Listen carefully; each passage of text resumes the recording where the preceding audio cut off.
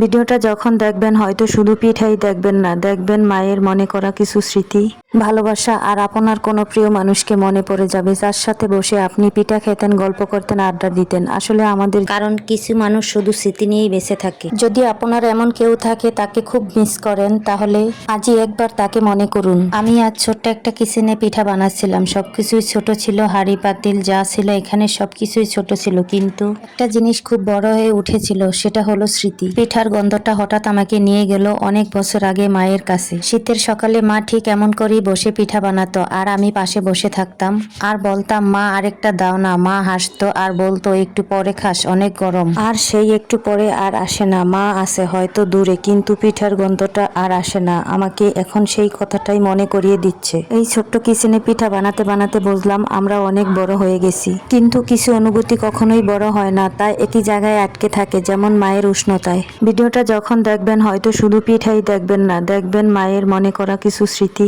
ভালোবাসা আর আপনার কোনো প্রিয় মানুষকে মনে পড়ে যাবে, যার সাথে বসে আপনি পিঠা খেতেন, গল্প করতেন, আড্ডা দিতেন। আসলে আমাদের জীবনটাই যেন কেমন হয়ে যায়, তাই না? ছোটবেলার দিনগুলো খুব ভালো ছিল, সেই দিনগুলো খুবই মিস করি। এত ছোট হাঁড়ি পাতিল দিয়ে কত খেলেছি, কত কিছু করেছি, যে সবাই মিলে কত জোলাবাতি খেলেছি, কখনো কত কিছু করেছি, সবই মিস করি এখন। মা, তোমাকেও খুব মিস করি, খুব মনে পড়ে বান্ধবীদের সেই কথা। এই ছোট্ট কিচেনে আমরা এত খেলেছি যে কি বলবো।